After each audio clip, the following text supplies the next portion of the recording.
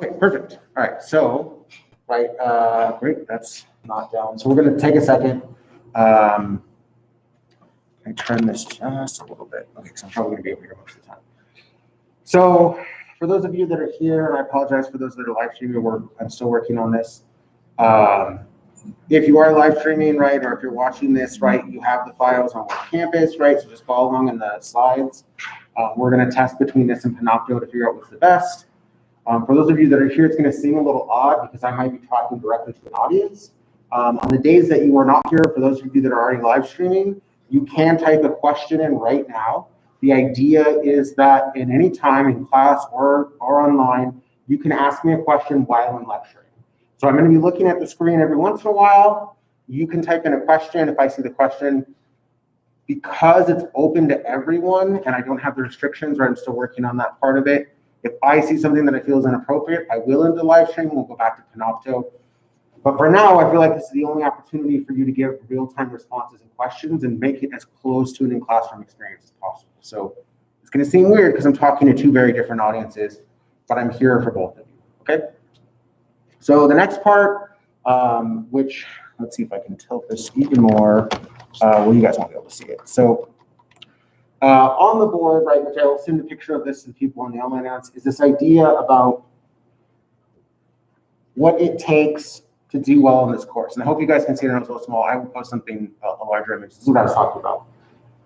The one in the middle is curvilinear, right? This is attendance. So we saw the first day, attendance was really picking up first week. But now we're going to see a downslope, right? Eventually, we're going to have very limited attendance, which is why I'm not as concerned about the sign-up sheet. The other part is something that is I want to make very clear is that if you look at this graph, and some of you haven't taken methods, so I apologize if this is unclear, right? Your attendance has no impact on your grade, right? Whether or not you come to class will not have an impact on your grade. If you need to come to class or you need to talk to me, I'm here. But if you miss every single class, but you do the work and the assignments and the paper and you study, you will still do well in my class. Because if you look at the far right graph, what you see is a nonlinear grade chart. So this is how your grade would work in my class. So when you first start out, if you do no effort, you're going to do really poorly. If you put in some effort, you're going to start ramping up pretty quickly, right? If you do all the assignments and you turn everything in, you're probably going to get a C. From a C to an A, more effort is not going to directly correlate, right? You're going to go up a little slower and you're going to have this plateau effect, right? If you want an A in my class, you're going to hit this point where you're going to have to do a lot more work to go from an A minus to an A, right? That's the normal standard, right? If you want to get a good grade, right, it's going to take a basic amount of effort. To get from a good grade to an A, right, the top grade you can get in this class, it's going to take a little more, and then your effort's going to matter less. So here's the thing. Most of you are not political science majors. So what I want to express to you is that if you get to a point where you're getting a B in my class and you're getting an F in Calculus 3, then put more effort into Calculus 3 and come talk to me about what we can do for my class, right? There is no, I take 5 semesters of calculus and then 4 math classes after this. I am very familiar with how hard math classes are. I'm very familiar with organic chemistry and how difficult that is. I took 5 semesters of physics. I took a lot of science for the course, what I ended up in, but I am uniquely aware how difficult it is for an undergraduate to deal with some of these things. And the best paying jobs right now are nurses, right? Nurses, if you come out of this school with a nursing degree or anything resembling a nursing degree, you will have a job for life and you are desperately needed right now, right?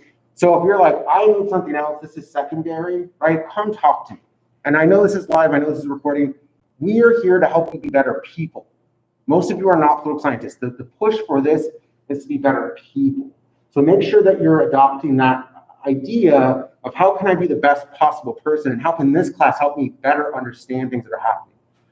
Specifically, how I can better understand government, but also how can I better manage my time, right? How can I better manage, this is a first semester for some people, how can I manage this in a way that gives me optimal outcomes? And so that's why I like talking about this, because we have what's called an inflection point here. I know I'm walking up there. This is economic idea, is that you get your most bang for a buck at this one point. That's where you get a 95%, a 94%, because that's an A, right? Everything past that, you're not really getting much more for your effort, right? You're getting a higher grade, but you already have an A. So if you have an A in my class and you're still putting a ton of effort in, one, you may want to be a political scientist, which I would advise against because you're not going to do as well financially. But the other part is that you may love this so much, right? Why do I have all of these other classes and I'm a political scientist? I could be a math teacher right now. I could be working in a chem lab, right? I took all of the courses of chemistry that you need to become a chemist, and now I'm a political scientist, right? This is what I love, right? So it'll help you identify, do I really care about this? Or I'm at the point where I put in enough effort to get the grade that I want, and now I want to put that effort somewhere else, right? And my job is to help you understand that and to help relate it to government, right? And we'll talk about that throughout the course. Okay, so, one last thing. So I'm gonna, if I'm being vague, it's intentional, so don't freak out.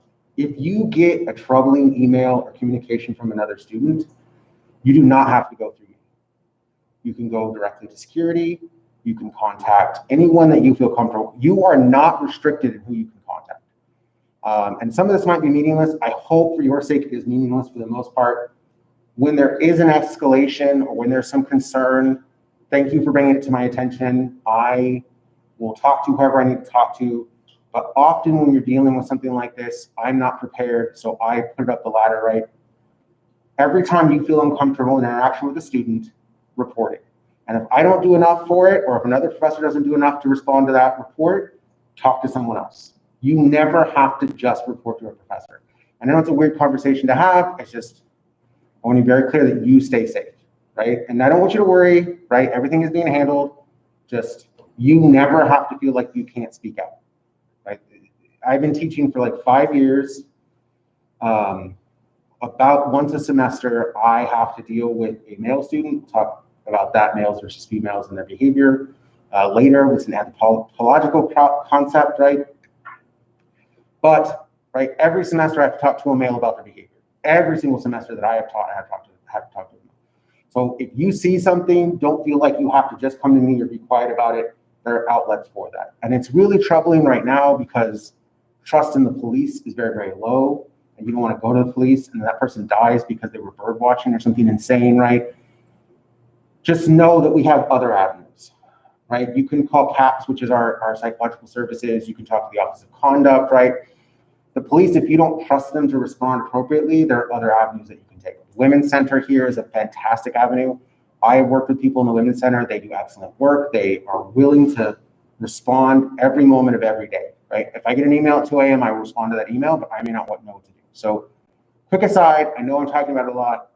Just if you ever feel uncomfortable, tell someone. You can always talk to me, okay? And that's true for all my students. All right, so now let's actually get to the lecture that we planned. For now, those of you that are live streaming, you can't see the slides, but what will happen, if I do this right, you'll see the slides later when I sort of edit it in, hopefully, we'll see. I'm not great at technology, so if anyone wants more extra credit and is good at technology, maybe that's an avenue that you can reach out and sort of help out. If you know how to fix a problem, I'm happy, right? But don't feel like you have to. All right, so we talked about what government is last class. Now I want to talk about our government, right? We talked about what it is to be an oligarchy versus an autocracy versus a democracy, that the United States is a republic. We have a representative government. We have direct democracy in Nevada, right? Those are all concepts that are universal. Now we're going to talk about our founding. And the important thing about our founding, it has a unique history. It has a unique history because it was one of the earlier colonies. Remember, we started out as a colony, right? And sort of this idea that we're a colony, we live as a colony, much like other countries that eventually became states did after World War II. We went from a colony to a state earlier in history, and the way that we did it was quite different, right? We had to have a revolution to have our own independence. So it changes who we are as a country, right? Why do we have this idea of American exceptionalism that we can do anything? Because we had to fight to become Americans. We had to go through this process. And hold on. I just realized that when this is open, I can't see the Okay, well, that's not good.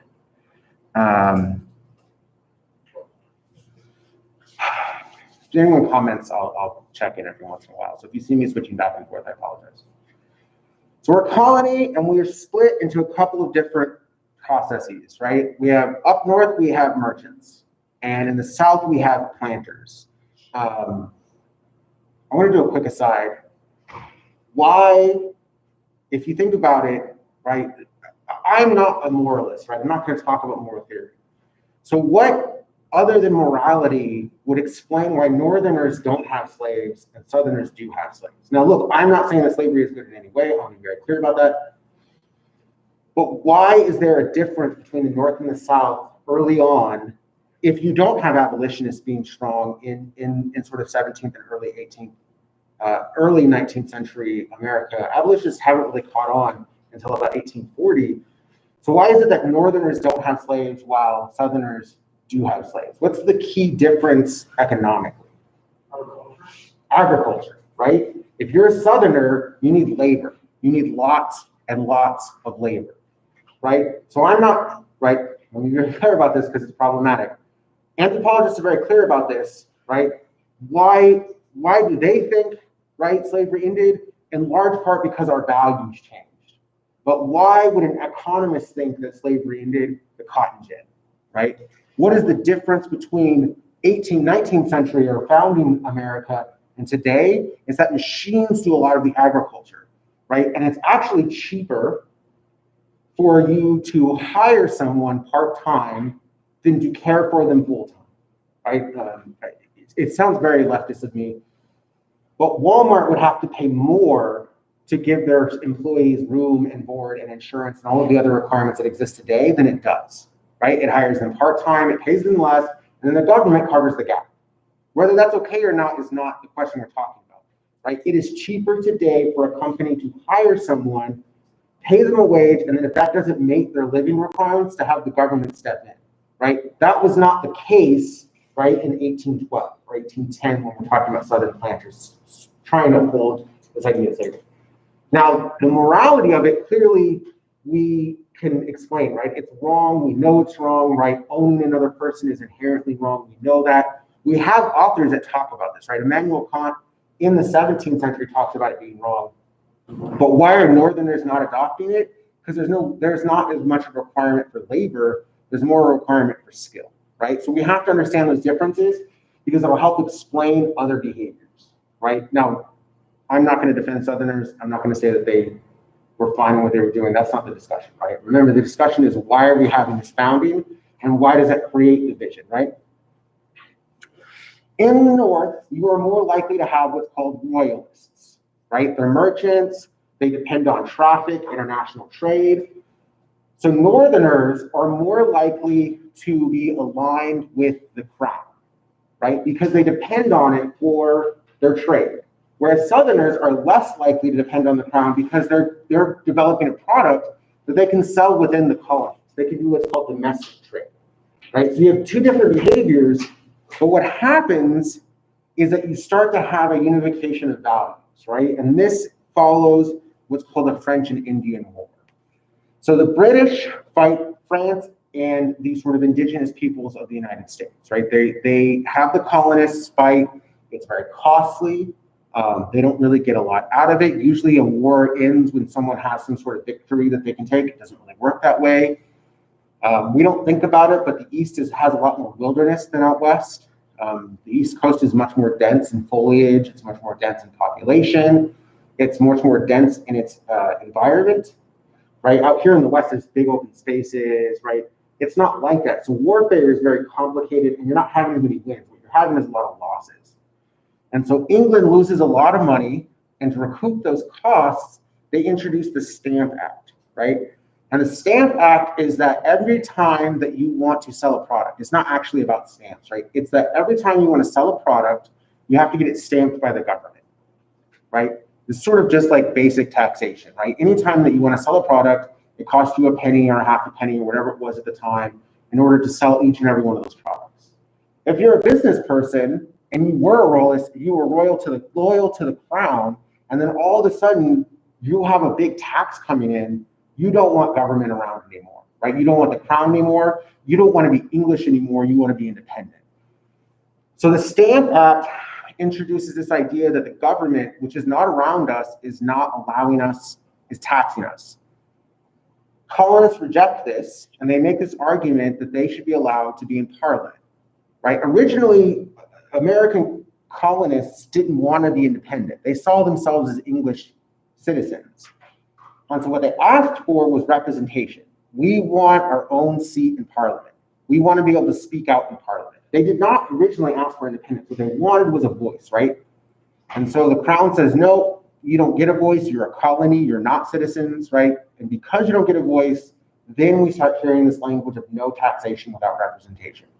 This is the birth of American ideals that you should not be taxed unless you're allowed to be given a voice, right? Why is our democracy different? Because our history is different.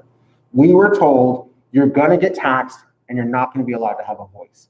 And it created this ideal in Americans that if you're gonna involve, the government's gonna be involved in my life, I have to be able to have a voice in response to that, right? It's a very uniquely American historical moment, right? Because after World War II, a lot of other colonies, they just get released. They don't go through this, right? Sometimes we talk about conflict as forming identity, right? Why do we have a different identity? Because we have had a Revolutionary War. So, right, history classes will talk to you about the war itself, right? George Washington starts winning, right? George Washington was known as a loser before the American Revolution, but then he starts winning battles and then becomes very popular. And then we come out with what's called the Articles of Confederation. The Constitution of the United States is not the first document of our government, right? The first document of our government, right after the Declaration of Independence, which is actually not a governing document, it's just a statement to a king, is the Articles of Confederation. And Confederation is a system where the states have all of the power and they're loosely connected to each other because they want to share some central power, right? You want to share central defense, but you want to have your own currency and your own taxes and your own laws. So every state had its own currency, every state had its own laws, every state had its own militia. They were all independent with some small central power. The Articles of Confederation were initially what Americans wanted because they feared having a new monarchy, right? They fought so hard to get rid of one crown, they didn't want another crown. So Confederation made the central government very, very weak. The problem is states had their own currency. So if North Carolina and South Carolina have their own currency, every time you cross the border, you have to exchange that currency, which means you have to monitor its currency exchange. States were not being careful about how much money they printed, right? There was no central authority telling them to print more or less money. So the value of dollars could change dramatically. So no one wanted to trade in currency and they wanted to barter. And bartering is inefficient, right? We know bartering is efficient. That's the benefit of currency, which we'll talk about later. Then Shays' Rebellion happened. And the problem with Shays' Rebellion is you had a lot of farmers and the courthouses were defaulting on their small farms. They weren't able to afford their farms. And they decide that this is unfair, right? It's our land, right? It's unfair the way that you're doing this. So they went and they just blocked out courtrooms and they protested and they burned down courthouses, right? They did something very similar to today. They felt something was unjust and they protested and they went after the buildings that they felt were the source of their injustice, right? So when people talk about these protests or what's happening in Portland or this being new, it's not new. It's hundreds of years old. Right? We're talking about over 250 years ago, the same behavior. Not that that justifies it one way or the other, right? But in our history is this idea of going out, protesting something that is wrong, and blocking the government from doing the thing that they're wrong. This was a little more violent, but also no cameras, right? It's hard to know exactly how much. There's not as much documentation. The states that are being affected by Shays' Rebellion don't have a large enough militia to stop Shays' Rebellion. Right, General Shay was, I don't want to say General Shay. Shay led the rebellion, but it became so large that most states didn't have a large enough militia to stop it. So the states in which Shay's rebellion was occurring asked for troops. And the states in which there was no rebellion, they decided that they weren't going to send troops. They had no obligation to send troops, right? We will probably call up the National Guard in a few states, but Nevada National Guard doesn't go to Texas. Texas National Guard doesn't go to Oklahoma, right? Your state is National Guard is your troops for your state emergencies. You don't send it to other countries, or other states, excuse me. So what the government in general realizes is that without a federal military, there's no way to respond to something like this. If you have a disaster that is larger than one state can handle, there's no ability to respond to it in a unified way, because other states don't feel obligated to help that state.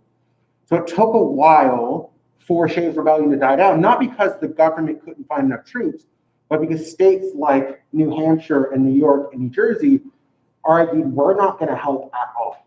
That's not our problem to help with, right? So in 1786, you have this Annapolis Convention where they start talking about what do we need to do. And then in 1787 is the Constitutional Convention. This is where we have a complete rewrite of our government.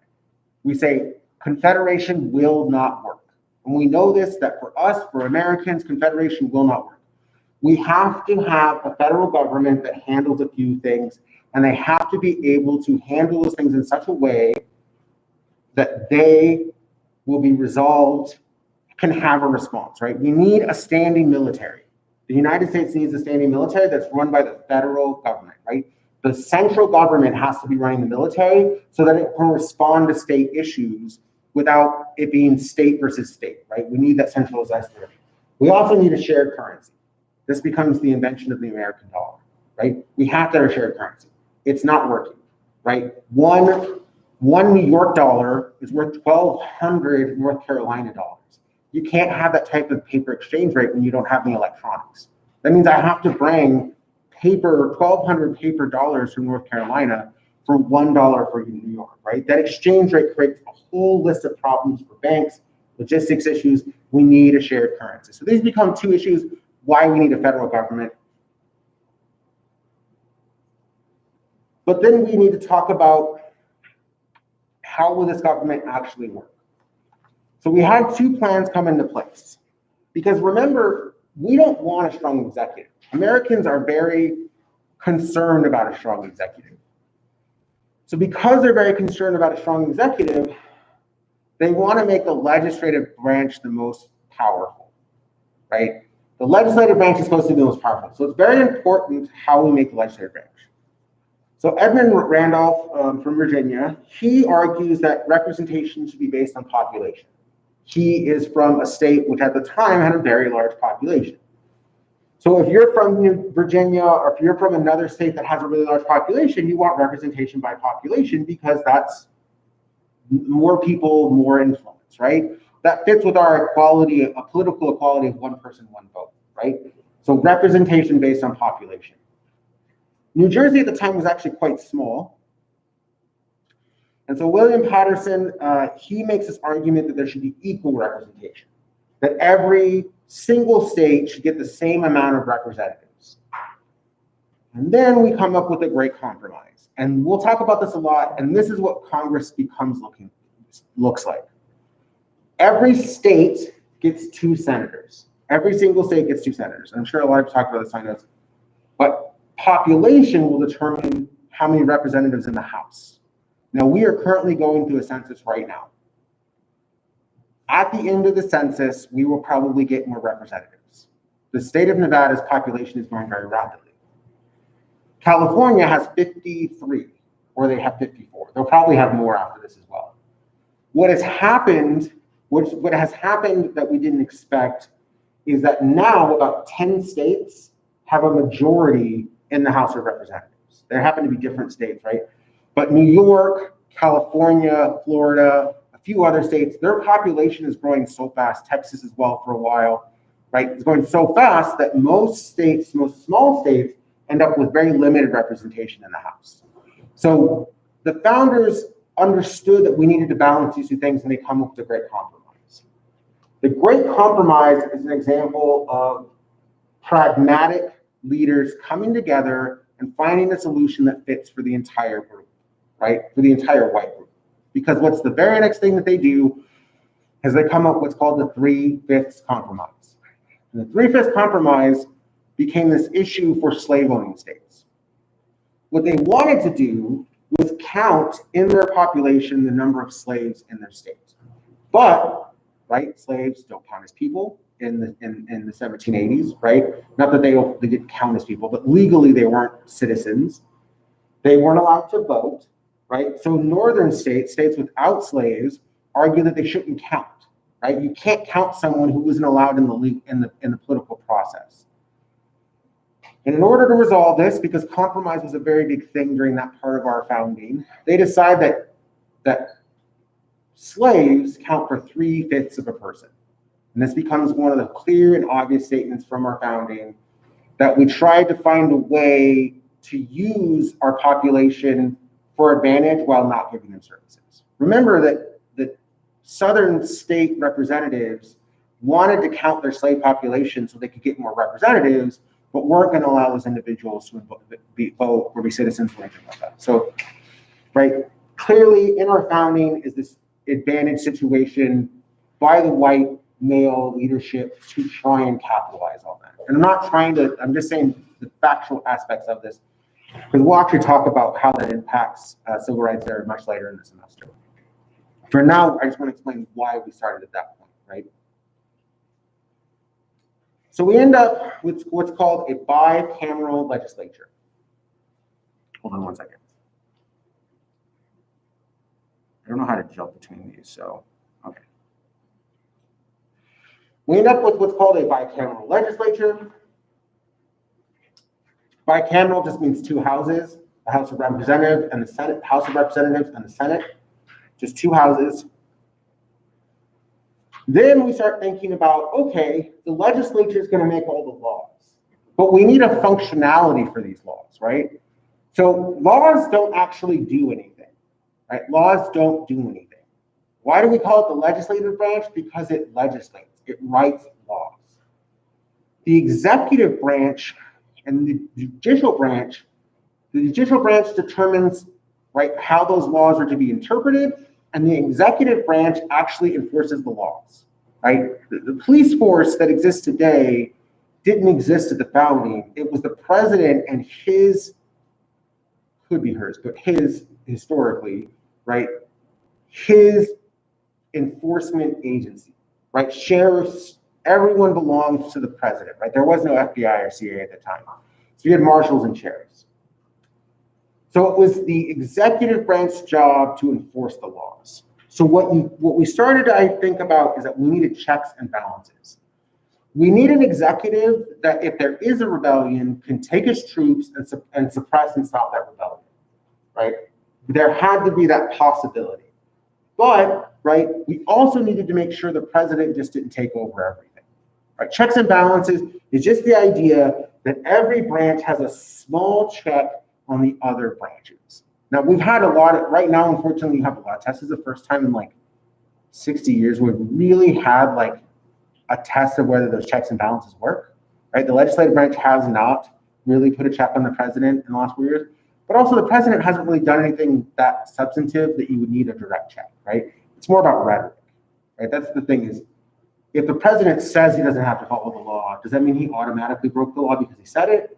If the president says he can do anything he wants, does that mean he actually has, right? So there's these issues that we face today that are very unique, but we haven't had a real test of whether the other branches have a true check on each other.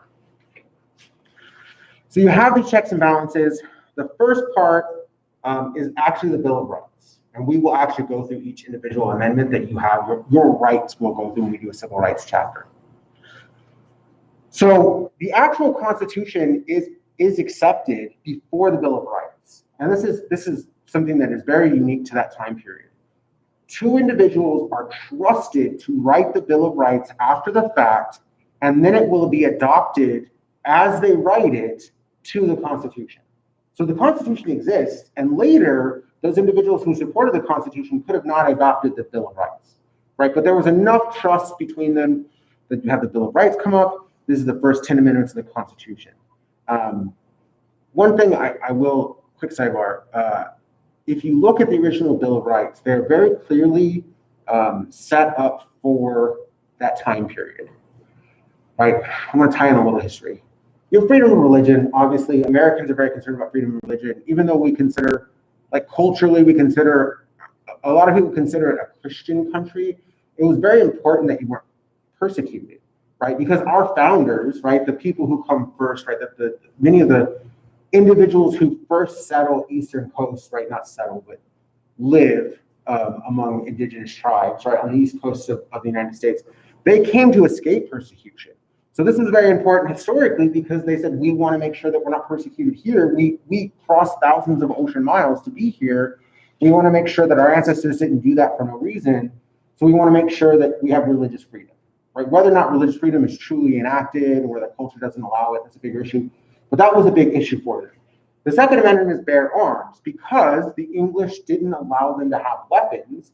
And until the 19th century, it was a very common practice, right? And we can look at the Scottish people, we can look at the Irish people, we're looking for colonists, right? It was very common practice for powers, for elites, to control their population by not letting them have weapons, right? So why do we have a right to bear arms as the Second Amendment? Because the English tried to prevent them from bearing arms, because then you can't revolt, you can't protest, you can't, in that time period, you couldn't do anything because they had all the weapons, right? So you couldn't stand up to them if you wanted to. So it was a rejection of colonial rule, the Second Amendment. That's clear because the Third Amendment is that you can't quarter troops in civilian housing. None of us care about the Third Amendment anymore, right? You would not care if, right, if there was a soldier living next door to you, right? Most of you would not care, right? And because we live near an air base, right, you might live next door to a service member, right? That's technically like quartering in civilian barracks, but they pay rent and everything like that. But it was so important because the English used to make everyone take a soldier or two in their home and feed them, right? You're gonna have a soldier in your house and he's your responsibility to clothe and feed. You're gonna have a couple, you're gonna have a couple, you're gonna have a couple, right? And they dispersed them because it was cheaper than having a barracks, right? So this is important to 18th century Americans, but it's not important to us, right? Modern military wouldn't do that. That's nonsense. It puts a risk to those soldiers or those military personnel. It's nonsense, right? However, it's a picture of that idea. The reason why it has lasted so long, in large part, is because a lot of those still are applicable today, and we're still very worried about the government doing those things.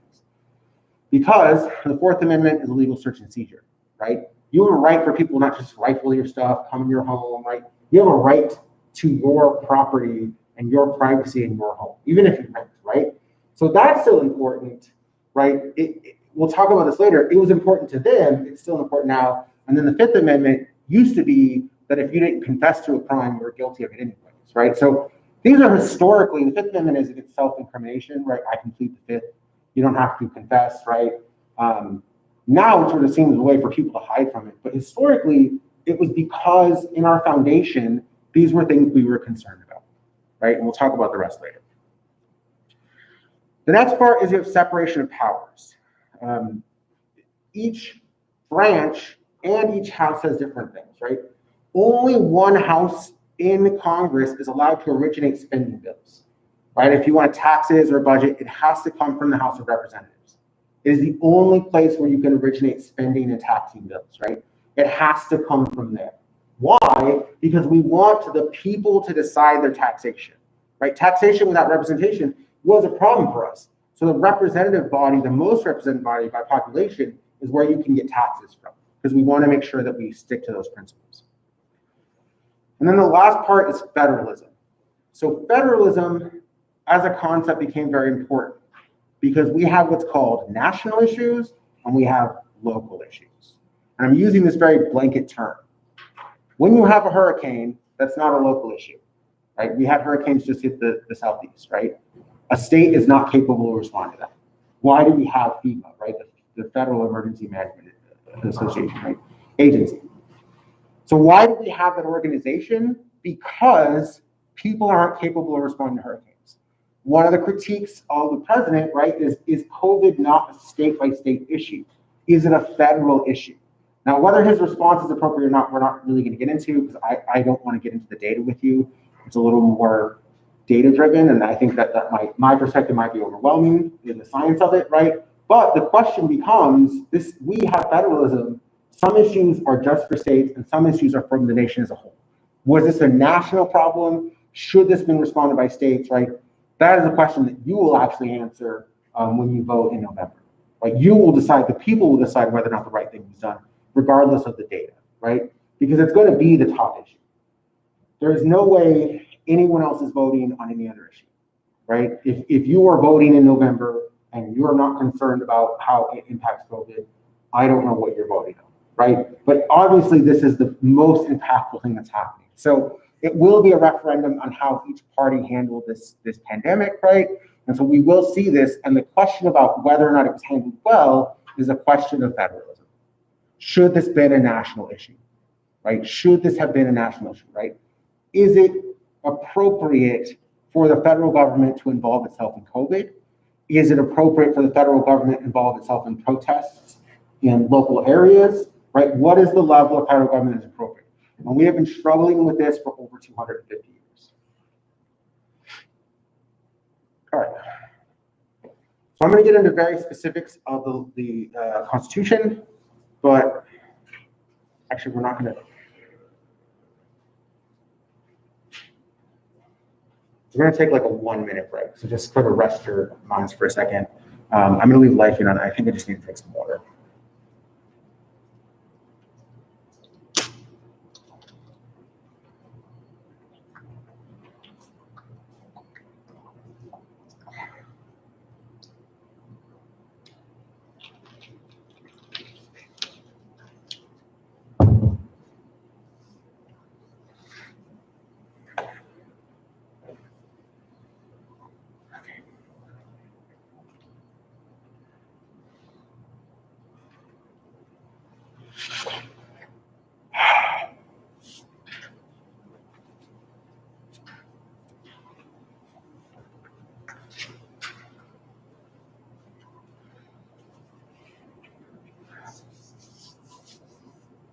Okay, I'm gonna get started again. Because I don't want to keep you the whole time like I did last time, and I know I have a lot more to cover. And this is, this math specifically is brand new, so it's like, that's fun. So in the actual Constitution, we made some things, right? The founding fathers made some things very, very clear. The first part was Article 1, which established the legislative branch, right? It created a few things, right? One, House of Representatives, everyone's elected every 2 years. There are 435 people in the House of Representatives. 435 of them are up for re-election every 2 years. Why is the House of Representatives chaos all the time? Because every year you have this massive switch of about 80 and 90 people coming in and out. You constantly have people in and out of the House of Representatives. Now you might have some safe seats where people are staying in, right? But right now you just have these huge change of ideas, right? You have a massive different ideas. So the House of Representatives is fast. They want to go fast. They want to pass things. They want to be active. If you only had 2 years to do your job and your job took a long time to get done, day one coming in the door, you would want to be hammering everything out, right? You want to go, right? If the only way you can get reelected is to show you did something and your reelection is coming up right away, you want to get stuff done. You want to pass legislation. You want to change bills. You want to provide services. And so this is the passion house, right? This is where all the passions go. This is where the fights happen. This is where the argument should be. This is actually where we should expect the most rhetoric. We should expect rhetoric in the House of Representatives. These people are fighting, and they're fighting against different interests. If you're from Southern Florida, your interests are very, very different from someone in New England, right? We're Westerners. Trust me when, I don't know how many of you have lived somewhere else. Westerners behave dramatically differently from the East Coasters, right? If you were from California, I grew up in California, and you go and spend time in New York, you are appalled at the differences, right? Californians always think they're very polite. It could be that we're very fake. It's kind of complicated. But New Yorkers are very, very direct. There's a cultural difference.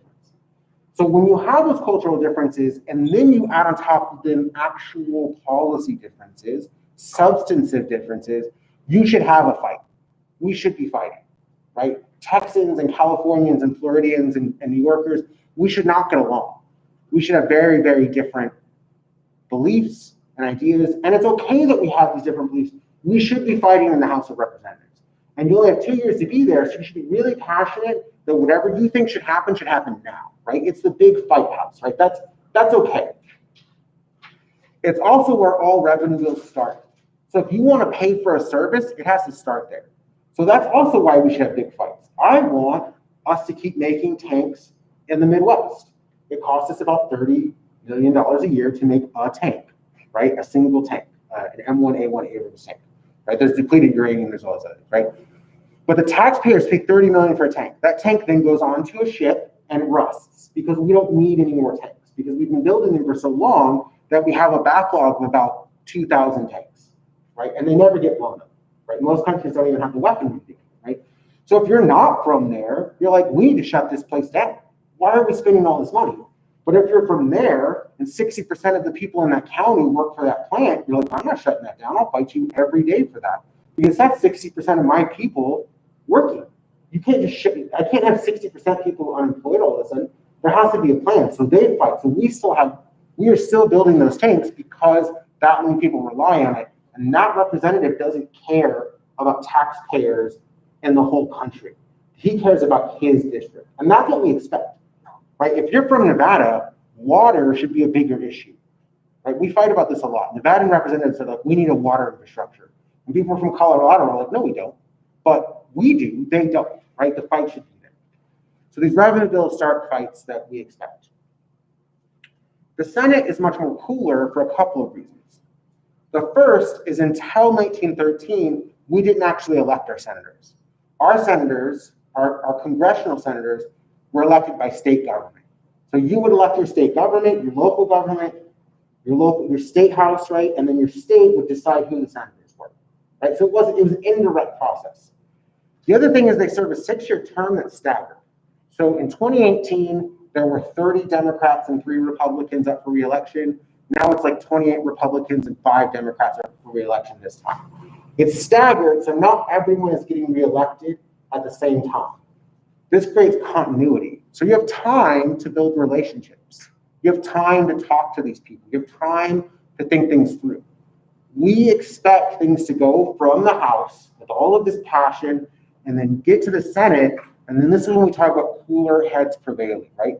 Then you have usually more educated, highly educated, older people who think about it, who discuss it, who calmly and rationally are thinking about it. It should be like this. It was until about 1991, right? That's the expectation, is that the Senate calms everything down. It slows everything down, but it does it for a reason, right? You should always think about that as a much older person who's like, okay, let's take a second, right? They become very patient and as their age increases, right? And we know this, right? That your patience increases to about 65 and then it just drops off, right?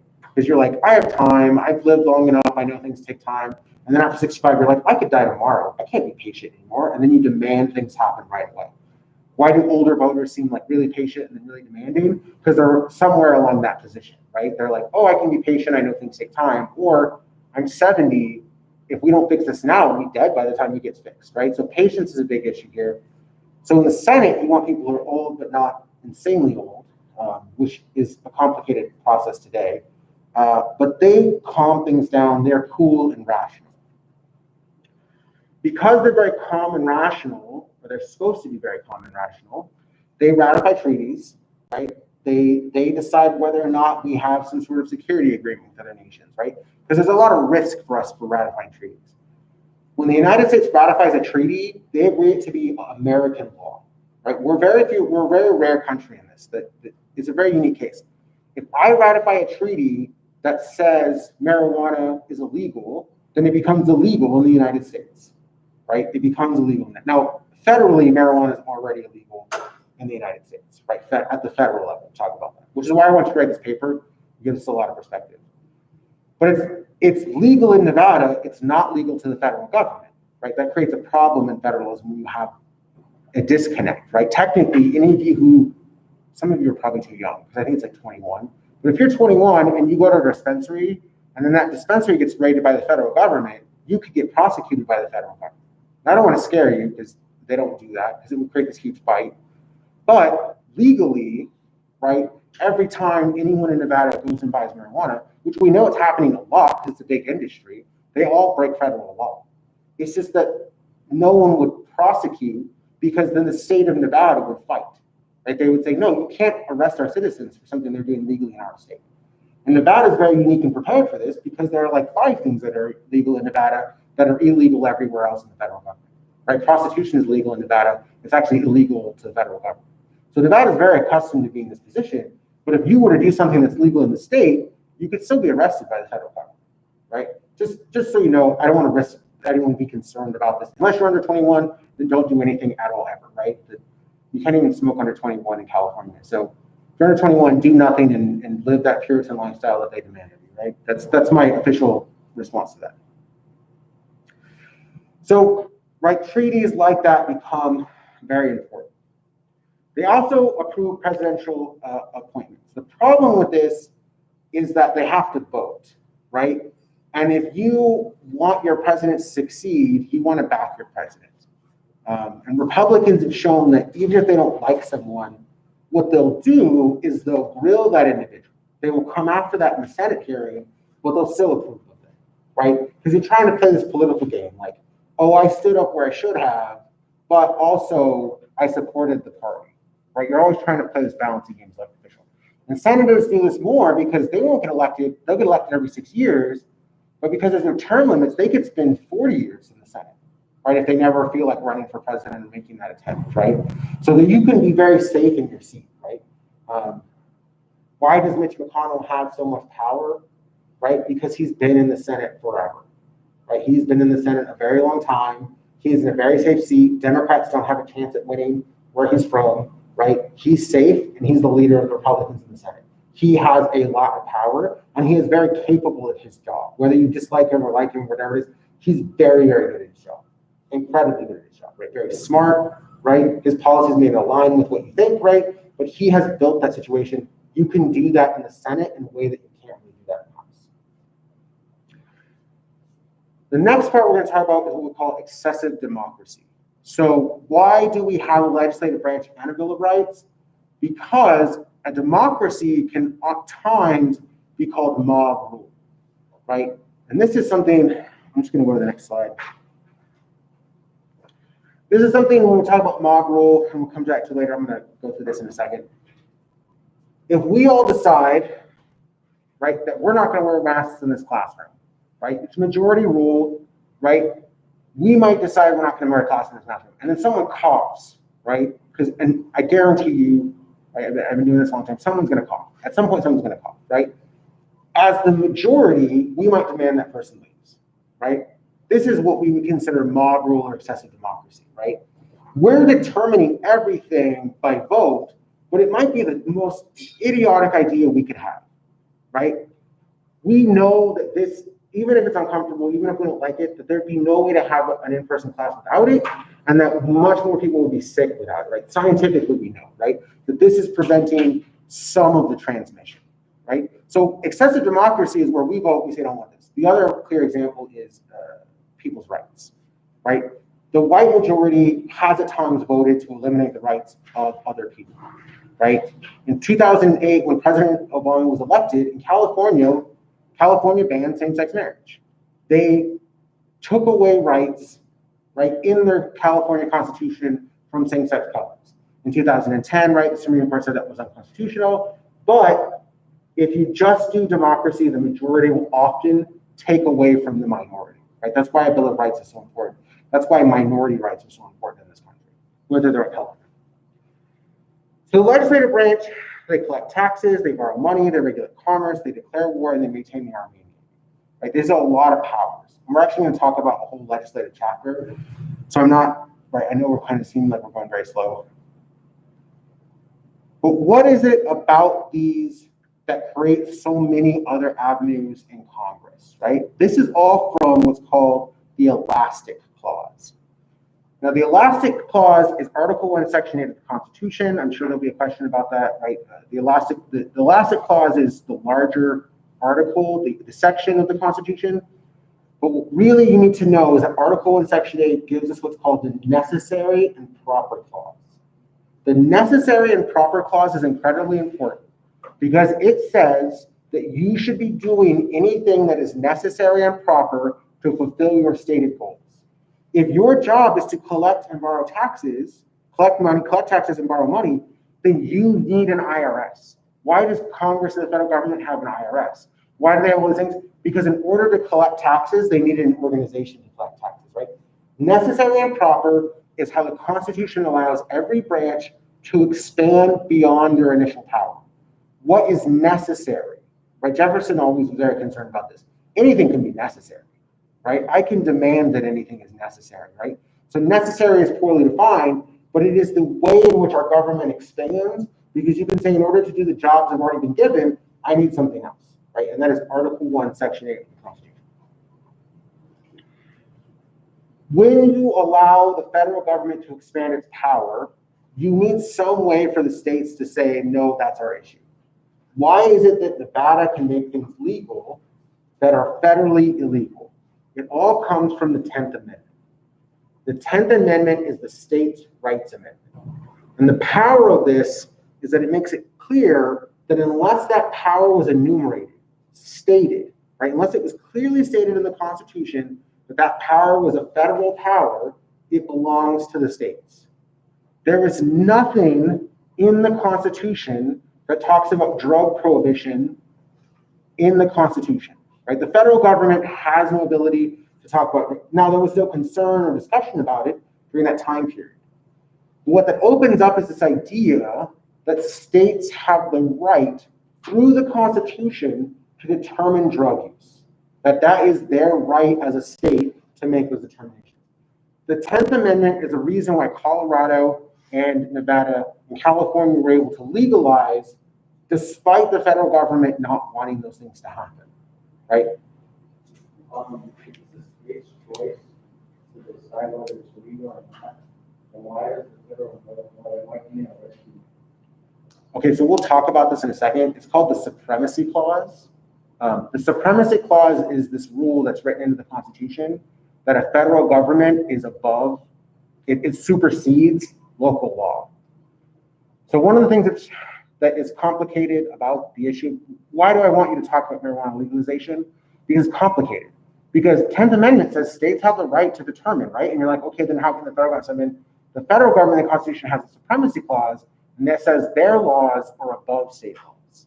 But you see how that's sort of a contradiction of each other, right? They contradict each other's statements. Whenever you have a contradiction, it's up to the judicial branch to make a final determination. So the states have said it's our right. The federal government has said, no, we have the right to prosecute. Now, what happened is in 2008 to 2016, the president said, I'm not dealing with this issue. It's not my issue. It's a court's issue. So from 2008 to 2016, you had 8 years where the executive branch was not involving itself in state legal marijuana. Because of that, it set a precedent. So then when in 2016, when Trump wins the presidency, and he brings in his own attorneys and his own team, they want to prosecute. They want to start prosecuting anyone who sees marijuana legally in their states. They want to go after everyone. And the courts say, well, you didn't. The executive branch didn't for 8 years. And the fact that you didn't sets a precedent that you won't. So now if you want to arrest someone, you have to file charges and then go to court first, right? And so there have been cases where dispensaries have been raided. And we'll talk about this later. How many of you know what civil forfeiture is? Okay, civil forfeiture is where I can arrest your money, right? So I know we're getting a little off track, but it's very important to understand. So I can't arrest you because you're protected by it because you're a state citizen. You're a Nevada citizen. So if I arrest you, it creates this huge problem between states' rights and the Supremacy Clause of the federal government. I'm not saying in the camera. But what happens is that if I take your money, I can claim that your money was involved in a criminal activity, and I don't have to prosecute you. I can prosecute the money. So if you're a dispensary, and a lot of dispensaries used to be cash only because you can't go to a bank because banks are then federal, and then you'd be breaking other laws. So you can't put your money in a bank account. So what would happen is the federal government, they would come in, they would take all of your product, and then take all of your money. And then they would prosecute the product and money and say that marijuana and the cash involved with that marijuana was used in something federally illegal, and they would just take that. And that's how the federal government was responding to dispensaries. They would just shut down, or they would raid the dispensaries. The DEA would raid them. But they couldn't arrest the citizens. And so it created a precedent where Oh, it must be states' rights because you're not actually arresting the citizens. So now it's highly unlikely that you'll get arrested, but it's not really clear. The courts have not made it clear if you broke federal law. Now, the idea that we'd ever backlog, who knows, right? We know that elected officials have a weird behavior of what they do, right? The Trump presidency, his entire administration has been anti-drug, but he just pardoned someone over drug use, right? So it's hard to tell like what is the step, but as far as like legal, it's completely unclear. It's unclear whether either side has an ability, and oftentimes when it's not clear whether the state has the right or the federal government's right, no one does anything, right? Why are states all over the country legalizing CBD or making medical use legal or whatever it is? It's because it's completely unclear, and you don't want to be the last state to legalize, right? Colorado made so much money before any other state legalized. You don't want to be the last one because you'll lose out on that money. And Nevada is a tourist state, right? Especially here in Vegas, we don't want to lose out on that marijuana money, right? We definitely don't want to lose out on that money. We don't want to lose out on the attend money.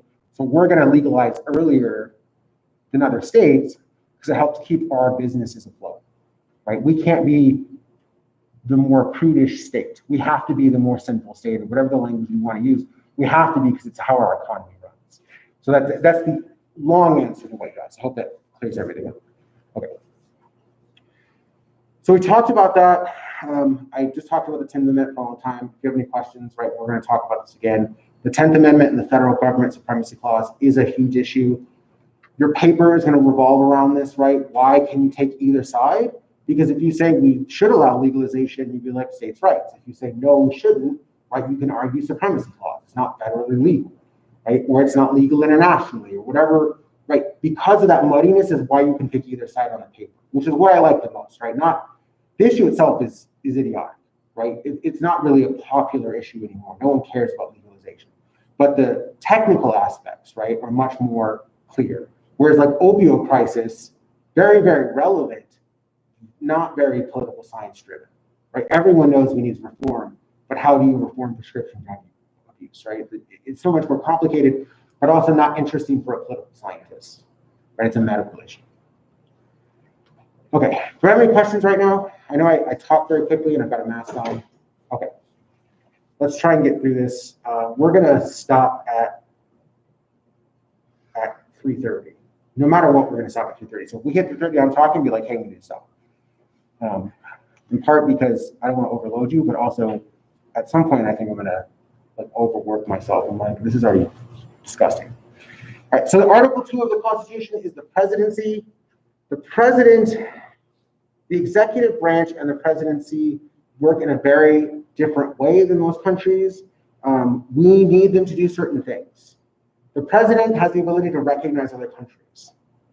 The president will almost never say, I mean, it's hard to say never, but presidents don't say Palestine. They just don't say Palestine. Because the president, if the president were to say Palestine, he would recognize Palestine as a state. And Palestine is not a state to the international community.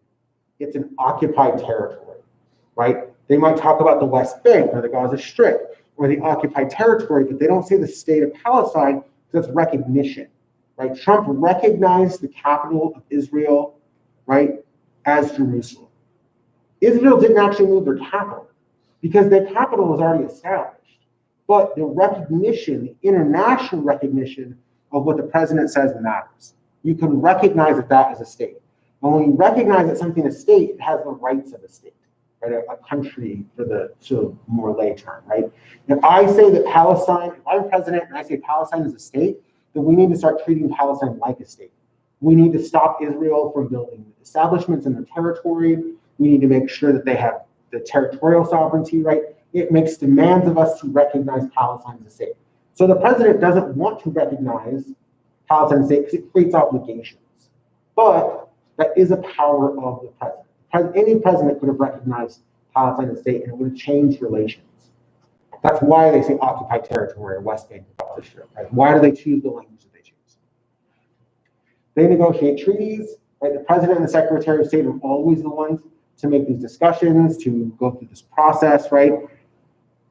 Because they have the ability to, right? If the Secretary of State works for the president, they have all the access to ambassadors and things like that. So it makes sense that they would negotiate treaties. They don't ratify, right? The Senate ratifies, they negotiate. They do reprieves and pardons. The president, is that me? Oh, fantastic. Okay. One more thing. So the president can forgive anyone for anything. If I went out and murdered 10 kids, right, and I'm using this as a hypothetical, I apologize. The president could pardon me, and it would be like I did not commit that crime. It would be as if it were purged from history. The president can forgive anything except impeachment, right? The president could pardon himself for crimes that he did as long as they weren't attached to an impeachment charge. If it comes out, because his financial records are still tied up in court, if it comes out that his tax records have like some tax evasion, he could pardon himself because it's not connected to an impeachment, right? It is possible for that to happen. He can convene Congress. This used to be much more of a historical issue where the president would find some emergency, right? If you're in 1820, it takes a month for Congress to get back, right? It takes a month for them to actually travel from their states to the building in which Congress was held.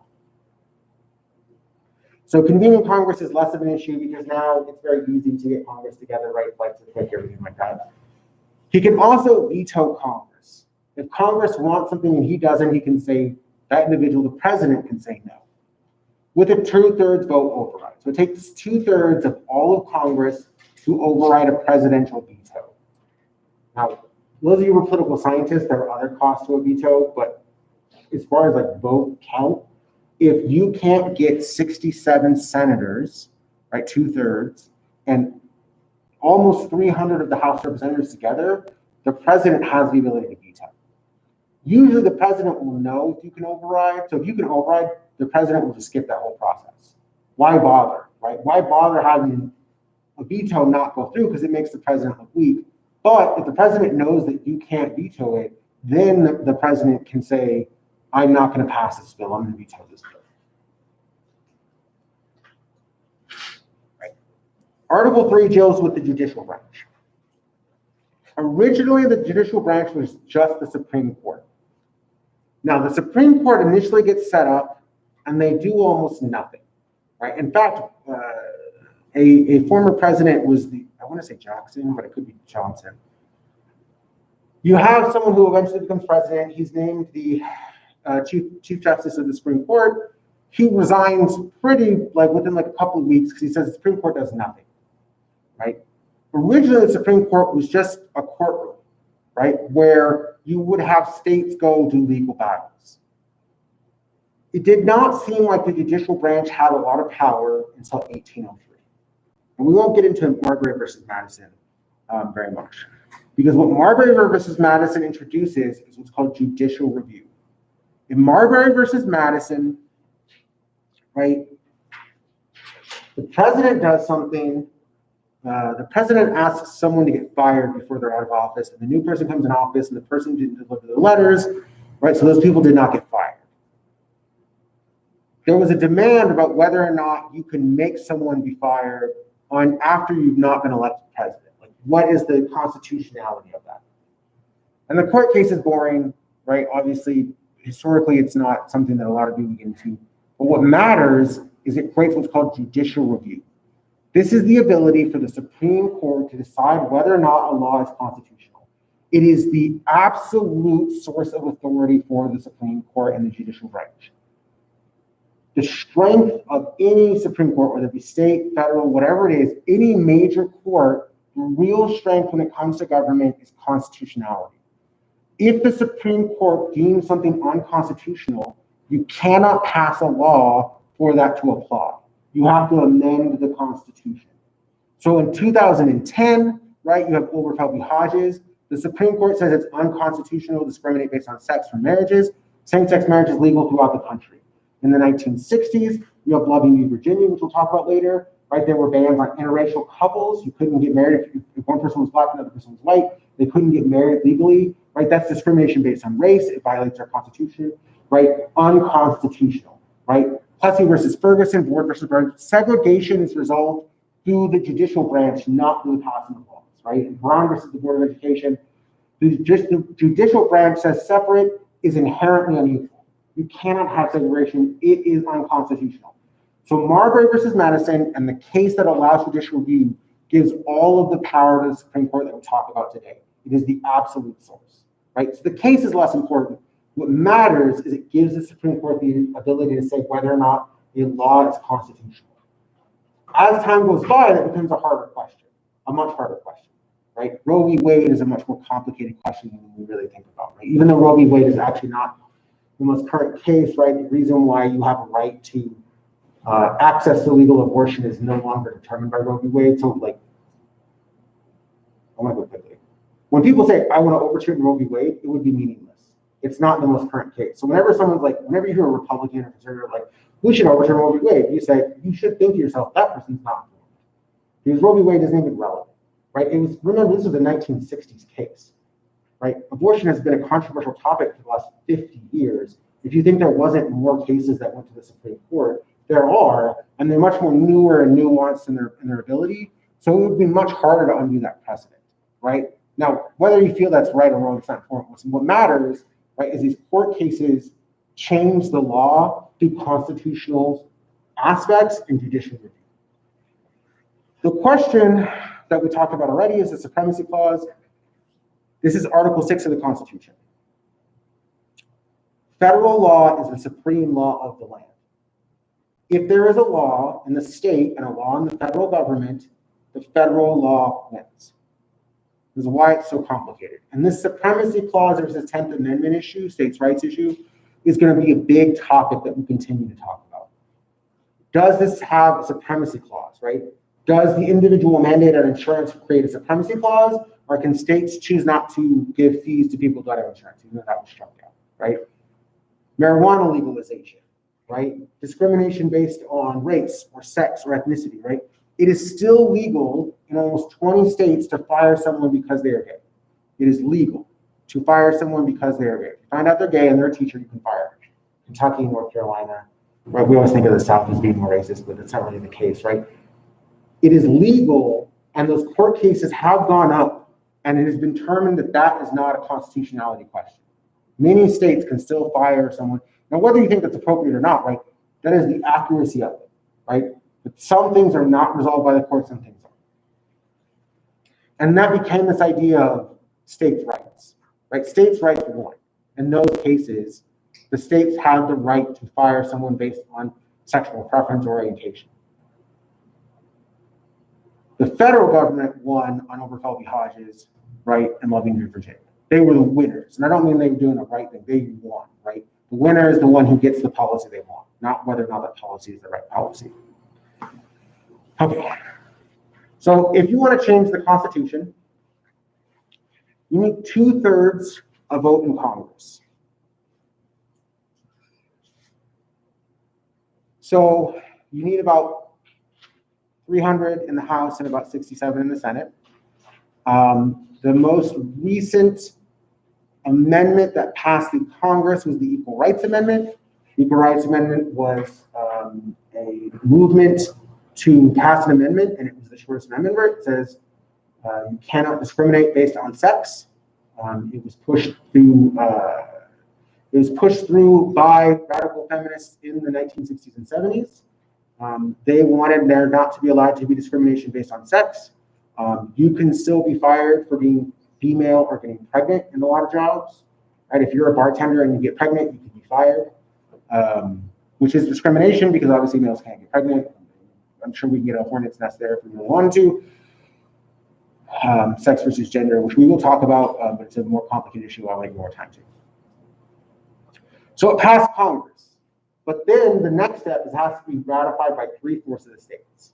So 3/4 of the states have their own system, whether or not the legislative branch or direct democracy, whatever it is, they all have their own system.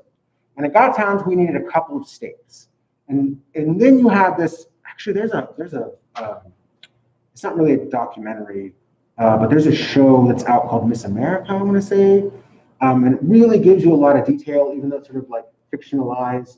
It's based on the story about this woman named Phyllis Schlafly. And Phyllis Schlafly was a quite brilliant political scientist, but what she was dealing with was nuclear arms treaties. She actually dealt with more with Research Ivy. And she kept trying to talk to people to stop arms reduction. She thought if the West took down their arms, but the Soviet Union wouldn't comply, and then the Soviet Union would have an advantage in nuclear weaponry. That was what she wanted to talk about, but she was a woman. So they wanted her to talk about the Equal Rights Amendment. She was pushed into that arena. She started making this argument that if there was no discrimination based on sex, that one, women would have to sign up for the draft. And during that time, the draft was very important. You had Vietnam, right? You had the Korean War. There was this concern that women would have to go to war. Now women have to sign up for the draft anyways. There was a men's rights group 2 years ago. So if you're a male and you turn 18, you have to sign up for selective service. Most of you had to do this. You had to sign up. So if there was a draft and you're a male between 18 and 25, you can automatically get drafted. There will never be a need for a draft again. Militaries have advanced beyond that point. The concern for Phyllis Schlafly was that females would have to sign up. Now females do have to sign up because that men's rights group won a few years ago, but no one really cares because none of you have any concern about a draft, right? That would be weird for you to be concerned about getting drafted. There is just no need for people who don't want to be in the military. So she makes that argument, and then she makes this argument that starts to really win. She says if the Equal Rights Amendment is passed, they won't allow people to be a stay-at-home mom. Remember, this is the 60s and 70s. Radical feminists are really stirring things up. They're talking about rejecting motherhood. They're talking about, right, you should stop having as many children, that you need to go to work, being a stay-at-home mom is not a job, right? These arguments that we had over time, whatever you think about radical feminists, they were shifting this dynamic. And it felt like a shift too fast for some people. And so Phyllis Schlafly really starts to take hold. And what happens is when it comes to Nevada, if Nevada had voted for it, and another state would have voted for it, and she convinces Nevadans not to vote for the Equal Rights Amendment, it does not pass, it falls apart. And we do not have any legal constitutional protections for discrimination based on sex in the federal government, right? This is sort of a political movement that slows this down. So the states don't ratify. Right? I'm giving you a long story, but that's the process that we're going to talk about. You can also do a convention. Anyone can suggest that we just start over, that we just go with a new constitution. It's just how do we think that would go if we try to start with something brand new? It's very unrealistic. So you can always have a convention, just unlikely. And then if it's ratified, it's treated as law, right? But I wouldn't worry about that. So got a little more time. Hold on. How much more do I have? Oh, good. Right about where we need to be.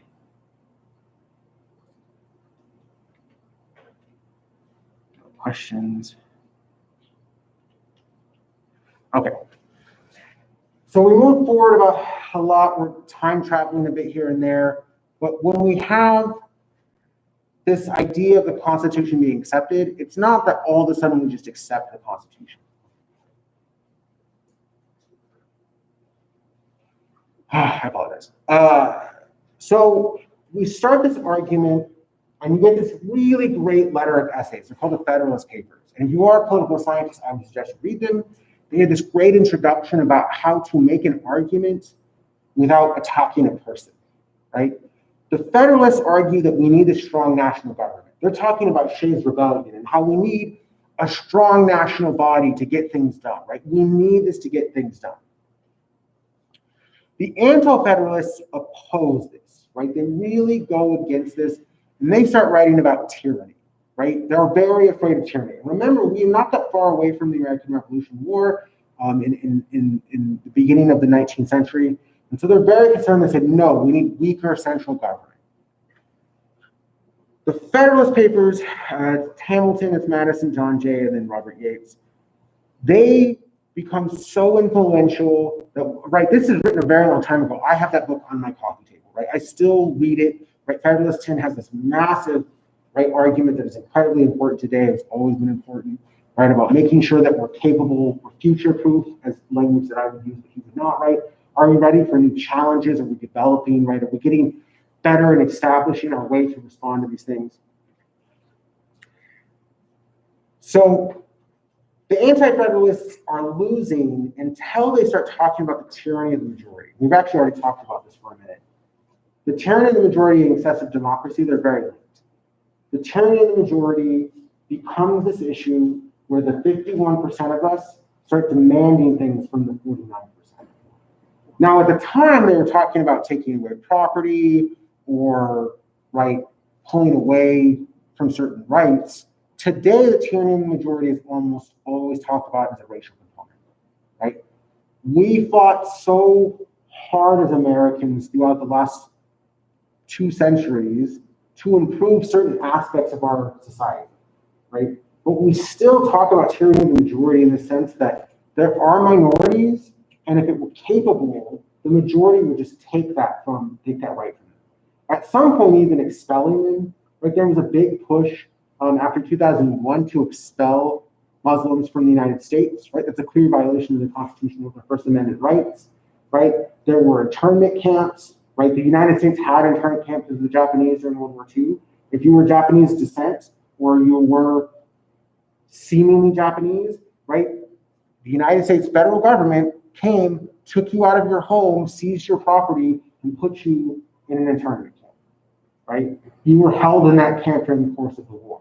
And eventually there was like compensation, but you never got your house back. A lot of people never moved back into their old home, right? So tyranny of the majority can really come into play for a minority group. And sometimes we talk about unescapable minorities. Some of you are an unescapable minority, right? If I had a religious belief, that's called an escapable minority. I can pretend to be something else, right? If someone thinks I'm of some group, right? Or if someone thinks that I am gay in some way, right? Or they think that I'm different in some way, I can pretend not to be. That's an escapable identity, right? You can hide it to survive. If you are Hispanic or Black or a woman, you can't. You can't really hide those identities.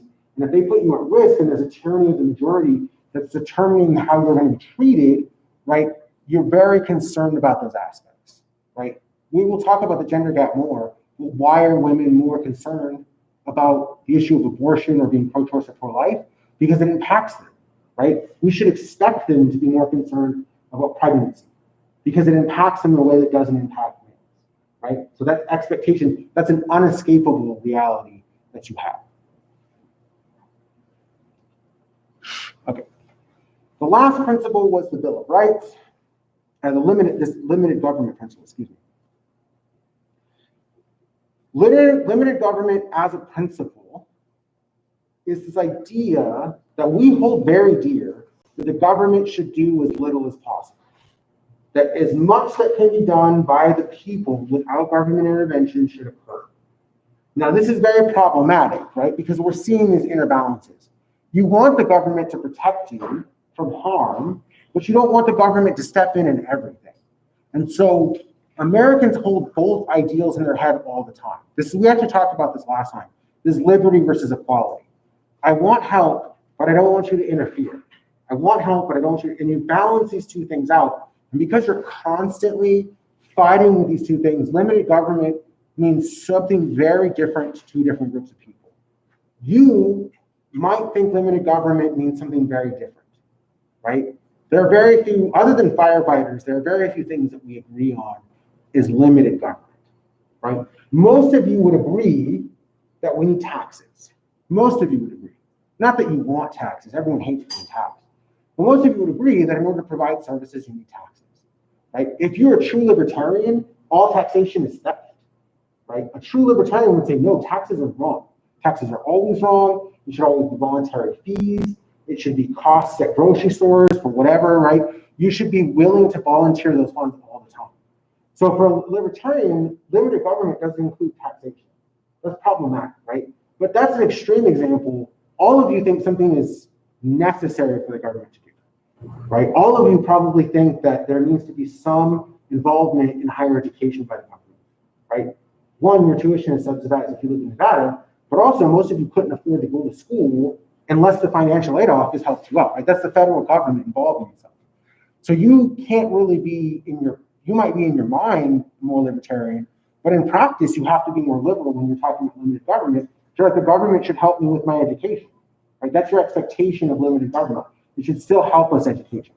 Now, you might be right economically that you go to school and the rest of your life you're a taxpayer, but that's not the same concept of limited government that everyone shares. There are 27 amendments to the Constitution. There have only been 17 since the Bill of Rights. Almost all of the amendments to the Constitution, out of the 27 amendments, 24 were suggested at the founding. There have only been 3 that were suggested that were not part of the Constitution: prohibition, end of prohibition, women's rights. Right? Those are the only 3 that were not initially suggested. Right? Everything else was thought about. Right? Now, the ones that are a little more complicated was the end of slavery. Right? The 12th Amendment is the end of legal slavery. Right? And then extension of rights to all males, and the 13th and 14th Amendment. Right? So a lot of this was there, it just wasn't agreed upon. And then it took time and a civil war to get to that point. Okay, that's the last slide. Are there any questions, concerns right now? Okay, I'm gonna clear the sign-up sheet for attendance. I'm gonna clear it. So it's gonna look like it just went away and it's empty again. And then I'm gonna change the due date for tomorrow. So between today and tomorrow, we should see it in the next hour or so. It should clear. If you want to attend, sign up. I will let you know, because obviously we have a bunch of empty chairs. I will let you know when we can stop that practice. It's likely that we'll never need to sign up again, but I'm gonna do it one more day just in case. But if you have any concerns other than that, if you have any commentary on how I can improve my live stream or anything like that, feel free to come and talk to me now. Have a good day.